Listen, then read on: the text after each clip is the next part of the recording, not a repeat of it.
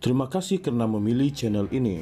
Sebelum kita mulakan video ini, sila pertimbangkan untuk menekan butang like, share, dan subscribe, dan aktifkan butang lonceng Anda agar Anda sentiasa mendapat info-info percuma pada setiap hari dari channel kami. Dan tinggalkan komen Anda karena komen Anda amatlah dihargai. Terima kasih. Bekas Menteri Undang-Undang Zaid Ibrahim menggesa Mahkamah supaya menegakkan keluhuran perlembagaan, persekutuan dan menyemak kesahihan keputusan yang dibuat oleh Speaker Dewan Rakyat. Ini susulan keputusan Mahkamah Rayuan semalam yang menolak cubaan bersatu untuk mengambil tindakan undang-undang terhadap Speaker Dewan Rakyat, Johari Abdul dan 4 ahli parlimen. Zaid berkata, Mahkamah tidak boleh melepaskan tanggungjawab untuk menyemak kesahihan keputusan yang dibuat oleh Speaker sambil menambah bahawa berlindung di sebalik keistimewaan parlimen hanya akan mengundang penyalahgunaan kuasa. Berlindung di sebalik keistimewaan parlimen dalam hal perlembagaan hanya mengundang penyalahgunaan, terutamanya apabila speaker merupakan lantikan politik. Mahkamah pasti boleh mengambil maklum secara kehakiman mengenai perkara ini, bukan? Soalnya di X semalam.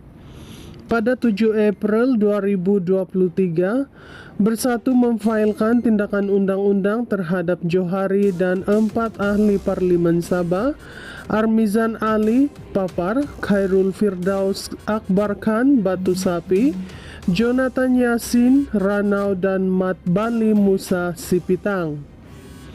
Bersatu memohon perintah untuk membatalkan keputusan yang dibuat oleh Johari melalui sepucuk surat bertarik 16 Januari tahun itu yang menyatakan bahawa keempat-empat wakil rakyat tersebut telah menjelaskan dan mengesahkan bahawa tiada kekosongan kerusi parlimen berdasarkan tafsiran Perlembagaan Gabungan Rakyat Sabah GRS dan Bersatu. Parti itu juga memohon pengisytiharan bahawa keempat-empat ahli parlimen tersebut telah berhenti daripada menjadi ahli Dewan Rakyat selaras dengan perkara 49E Perlembagaan Persekutuan yang meliputi peruntukan anti lompat parti serta perintah supaya Johari mengesahkan bahawa kerusi-kerusi itu kosong. Pada 16 November 2023, Mahkamah Tinggi Kuala Lumpur menolak permohonan Bersatu untuk mendapatkan kebenaran bagi meneruskan semakan kehakiman dengan alasan bahawa Mahkamah tidak mempunyai kuasa untuk mendengar cabaran undang-undang terhadap keputusan Speaker Dewan Rakyat. Ini bermaksud bahawa keputusan parlimen tertentu, terutama berkaitan prosiding dalaman, dianggap di luar bidang kuasa mahkamah untuk disemak dengan merujuk kepada perkara 63-1 mengenai prosiding parlimen dan berdasarkan presiden dari UK serta prinsip kedaulatan parlimen. Semalam, Mahkamah Rayuan mengekalkan keputusan Mahkamah Tinggi tersebut dengan menyatakan bahawa keputusan yang dibuat oleh Parlimen, Dewan atau jawatan kuasanya tidak boleh disemak secara kehakiman. Namun begitu, Zaid berpendapat bahawa berdasarkan tafsiran Mahkamah, Speaker Dewan Rakyat menjadi seolah-olah penjaga perlembagaan tanpa accountability yang akhirnya akan menjejaskan keluhuran perlembagaan. Mengulas tentang kebergantungan hakim kepada presiden dari UK dan prinsip kedaulatan parlimen, bekas ahli parlimen Kota Bahru itu menegaskan bahawa tidak seperti UK, Malaysia mempunyai perlembagaan bertulis. Kita ada perlembagaan bertulis, kita bukan parlimen Westminster di mana parlimen adalah paling berkuasa. Di Malaysia, perlembagaan adalah paling berkuasa di bawah perkara 4-1 yang menyebut perlembagaan ini adalah undang-undang tertinggi persekutuan, kata Zaid. Oleh itu, apabila speaker membuat keputusan berkaitan kekosongan kerusi, menurut Zaid ia bukan lagi isu prosedur, tetapi sudah menjadi isu perlembagaan. Bekas Menteri Undang-Undang Zaid Ibrahim menggesa mahkamah supaya menegakkan keluhuran perlembagaan, persekutuan dan menyemak kesahihan keputusan yang dibuat oleh Speaker Dewan Rakyat.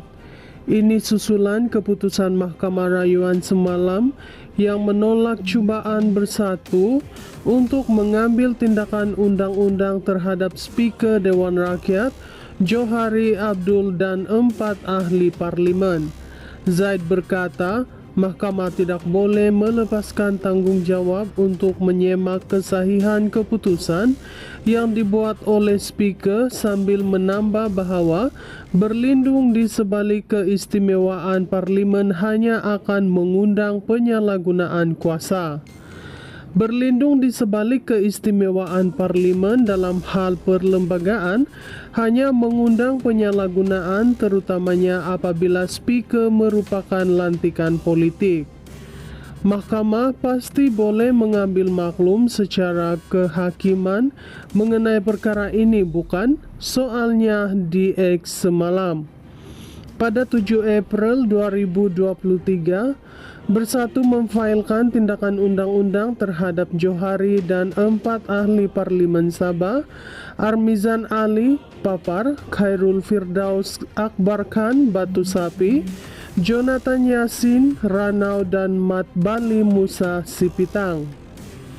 Bersatu memohon perintah untuk membatalkan keputusan yang dibuat oleh Johari melalui sepucuk surat bertarik 16 Januari tahun itu yang menyatakan bahawa keempat-empat wakil rakyat tersebut telah menjelaskan dan mengesahkan bahawa tiada kekosongan kerusi parlimen berdasarkan tafsiran Perlembagaan Gabungan Rakyat Sabah GRS dan Bersatu. Parti itu juga memohon pengisytiharan bahawa keempat-empat ahli parlimen tersebut telah berhenti daripada menjadi ahli Dewan Rakyat selaras dengan perkara 49E Perlembagaan Persekutuan yang meliputi peruntukan anti lompat parti serta perintah supaya Johari mengesahkan bahawa kerusi-kerusi itu kosong.